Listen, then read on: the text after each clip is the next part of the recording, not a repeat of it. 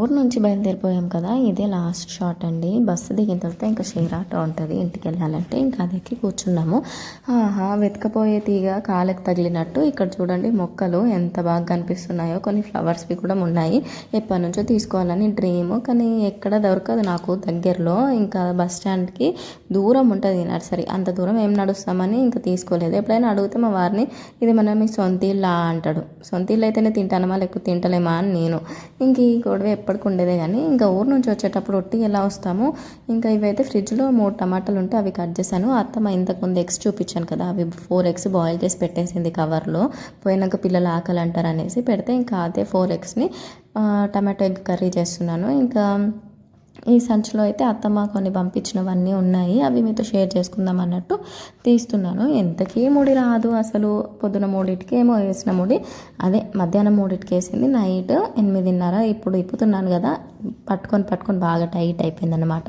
So అది 5 minutes హ్యాక్లో ఇలా చూస్తాం కదా, చూసినప్పుడు ఇట్లా మొత్తం ఇట్లా తిప్పితే అప్పుడు లూజ్ అయ్యి ముడి అందులోకి వెళ్ళి వస్తుంది. అంటే అది కూడా ట్రై చేశాను, లాస్ట్కి వర్కౌట్ అయింది.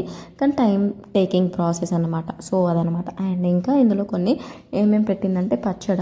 లాస్ట్ టైం అమ్మ వాళ్ళ ఇంటికి వెళ్ళినప్పుడు అమ్మ మామిడికాయ పచ్చడి ఉంటే పోపు పెట్టలేదు అన్నట్టు, ఇంకా అట్లనే తీసుకొచ్చి అత్తమ్మ దగ్గర పెట్టేశాను. అత్తమ్మ ఇప్పుడు కొంచెం డబ్బాలో పోపు పెట్టి ఇచ్చింది.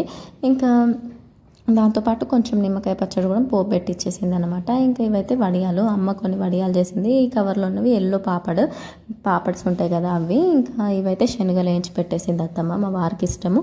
ఎప్పుడు ఇవి సండే రోజు తీసిన షార్ట్. ఇప్పటి వరకు, ఇవాళ వెనస్డే కదా, ఇంతవరకు అవి చూపించలేదు మా వారికి. శనగలు ఇవ్వలేదు, మర్చిపోయాను అలా పెట్టేసి.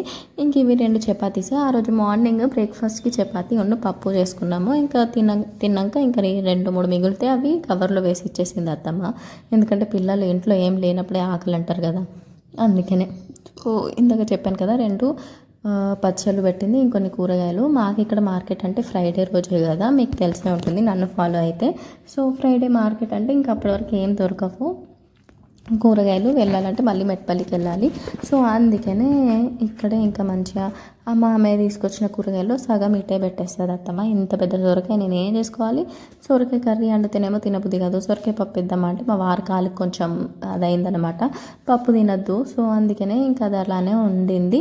సో ఇక్కడైతే 2 మామిడికాయలు కూడా వేసేసింది. మేము వెళ్ళే ముందు తీసుకొచ్చారంట మామయ్య. అవి అప్పుడు కొంచెం కచ్చగా ఉండే, ఇంకా పండుతాయి కదా అన్నట్టు పడినట్టు ఒక్కొక్కటి తిన్నాము. ఇంకా మిగిలినవి 2 ఇందులో వేసి ఇచ్చేసింది అత్తమ్మ. కొంచెం జొన్నపిండి ఇంకా బియ్యం పిండి కూడా పెట్టేసింది. మా వారు నైట్ చపాతీస్ తింటున్నారు కదా అనేసి జొన్న రొట్టెలు చేసి ఇవ్వని జొన్న రొట్టెకి పిండి కూడా పెట్టింది. అదనమాట.